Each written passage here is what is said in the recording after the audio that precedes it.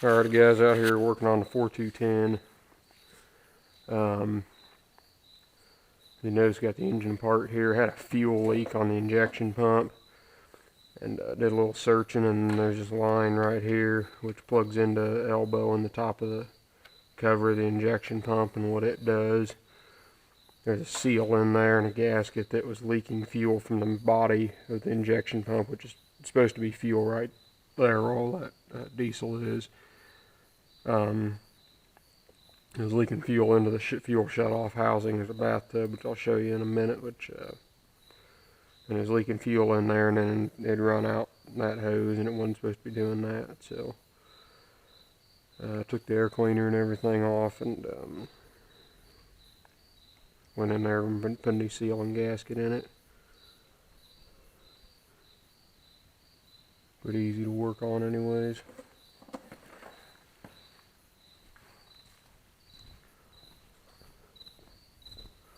Just a bunch of little gaskets. Cleanliness is the key when you're working on injection pumps. I got these two capped, but see, it's supposed to be dry, and this thing was full of diesel, and it was leaking out that fitting right there. Come on. Oh, round. I don't know why people use Allen screws. I'd like to just, this is just the stupidest thing that people ever use Allen screws. In my toolbox out of my place, I got a ratchet socket for them, but actually I guess we did buy some here, but got this out already. I don't know what is wrong. Volkswagen cars are terrible about that too. I don't know what the deal is with why they just can't use cap screws, but the engineers seem to think they need to come up with their own special fasteners to hold everything together, when in reality the hex head bolt would work just fine. Just one of my many pet peeves.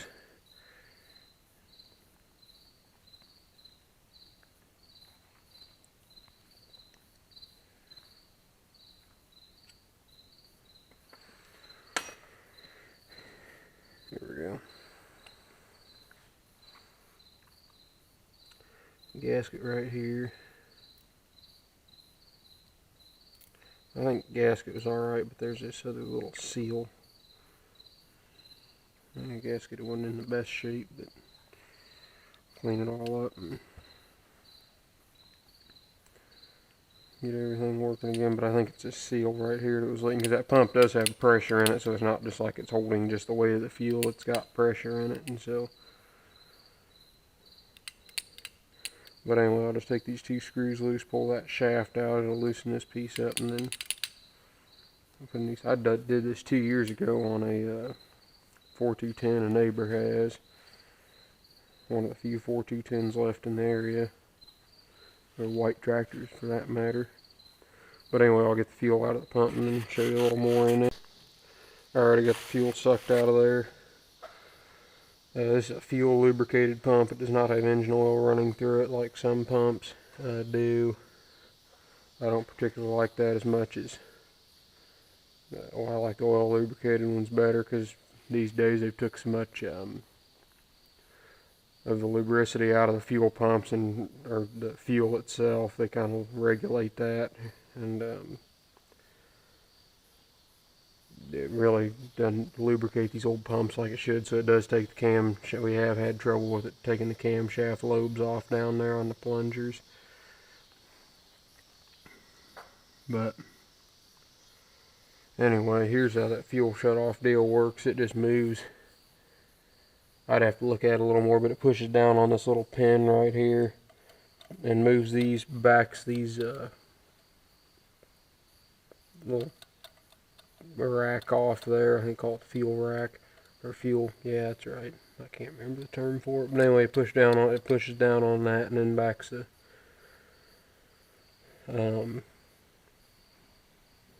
fuel off, and it removes it. It makes it to where all it's doing is circulating fuel in the pump, and it doesn't actually. It won't send it out through the piston there to go to the injector and fire it. If I had a breakdown picture of it, I know how it works in my head, but I could explain it a lot better if I had an actual blown up picture to show you. But anyway, that's kind of we have had trouble with those fuel plungers sticking also right here, and it won't suck that plunger up into the magnet. It's not strong enough. If it sits for a while, and then you got to tap on it to get it to break loose.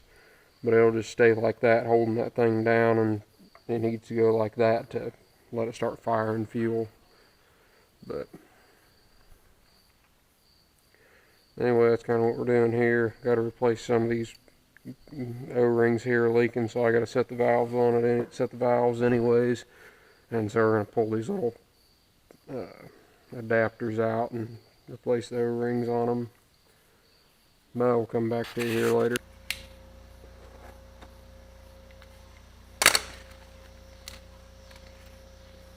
Got the new seal, little seal put in right there, you can see, put that on. They had Loctite on these little bolts, so I put Loctite back on them.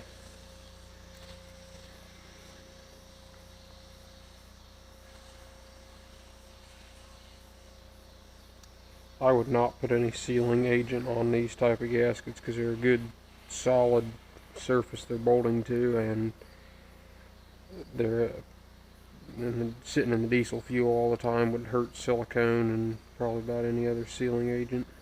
Let's see how that goes.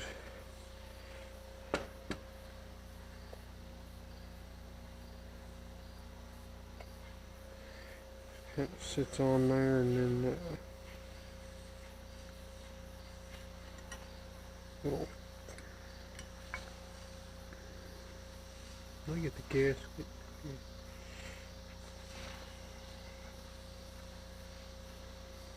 Mess that one up there. Come on.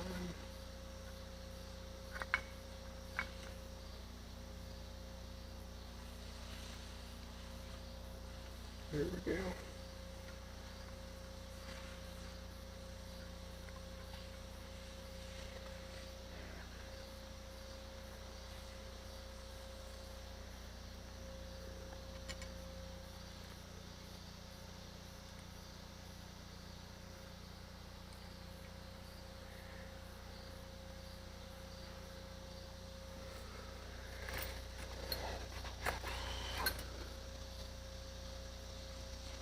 Nope.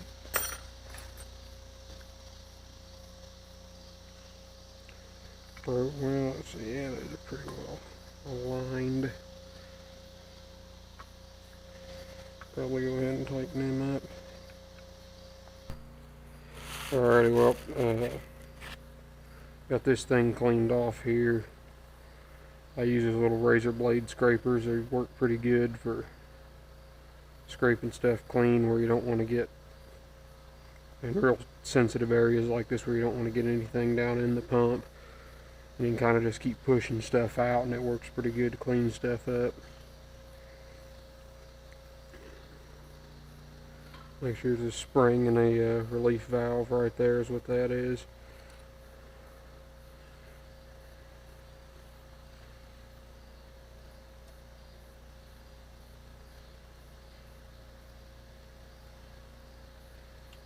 Set that down in there, and let me grab the top plate and bathtub assembly. Here's what it looks like from the bottom side.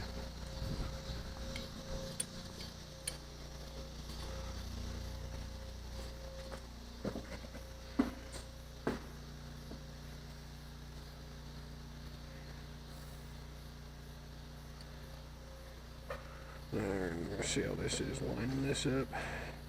Could get kind of hairy. Making sure that spring's all in there and everything, and not to knock junk in the hole or whatnot.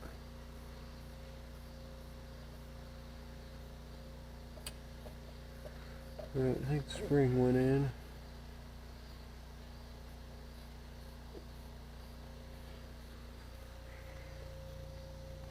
Little 1/4 inch bolts here. I'd put them all in before I tighten anything up.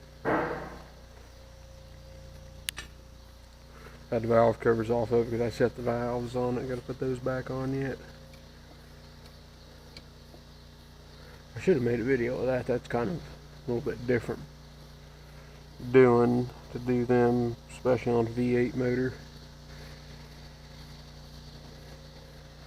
And that might be applicable to someone out there, because there's a lot of these 3208s out in the world. I don't know how many millions of these things they made. Anything from about 1972 probably, or 73. Had another model before that called a 3150 and 3160, but from about then until the mid 90s, there's a lot of stuff that had it in there. When the Cummins come out with the 8.3 Cummins, really killed the market on these, because that's even a better engine. But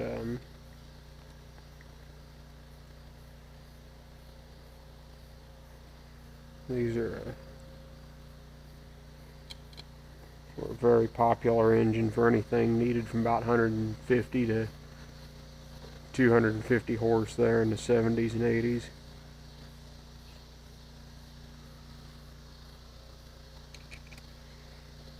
And then there's a little check valve assembly that goes on here, but we'll get it tightened up and I'll show you what it looks like put back together.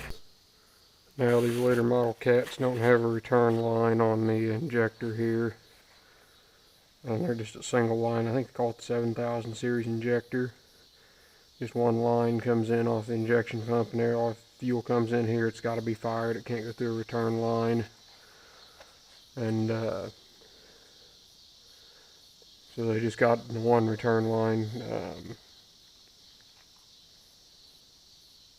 which I think is this one here, which you open this petcock here, and this return line comes up to here, and it returns back up to tank when the engine's normally running. But instead of doing that, it's also got a plastic line. When you open that petcock, then you sit here and just pump this thing. And I'll probably pump it a bunch since I sucked all the fuel out of that pump. But you can hear air going back up in the tank also.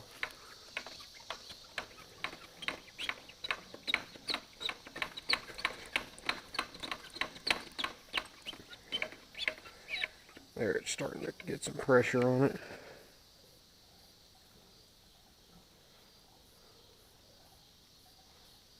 I'm going to start running out of that little plastic hose out on the floor. Come on.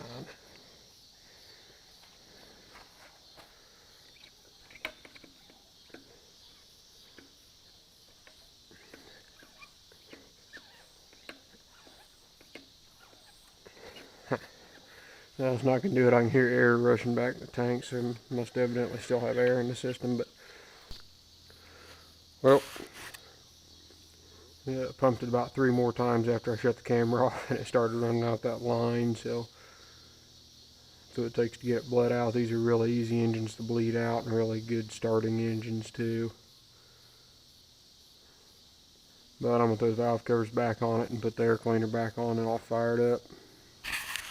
Alright, to get her all back together, we're going to try it out here. Come on.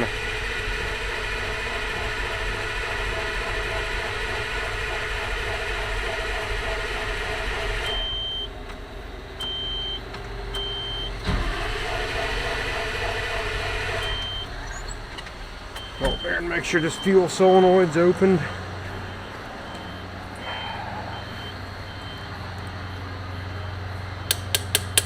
There, it opened. Must have been stuck. I just heard it open there.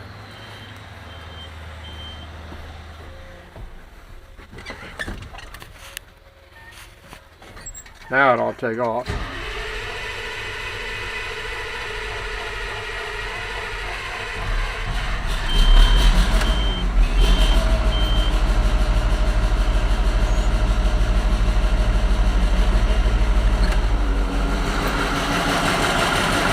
Cracked a couple lines because I had to take 2 of those adapters out I was talking about. They go into the injector because the O-rings were leaking on them.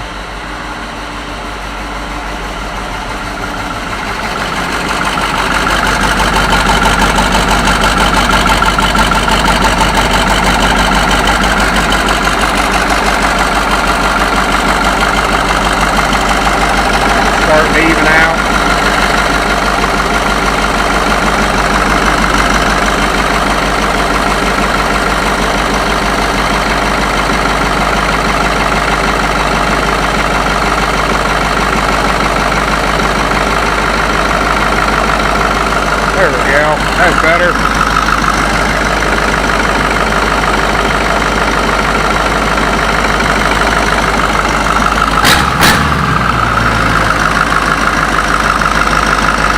That changed the exhaust manifold gasket. That bolt had broke and it was leaking exhaust out there, so I had to take the manifold off, put the gasket in, and had to drill the bolt out here and then use a left-handed drill bit to get it out.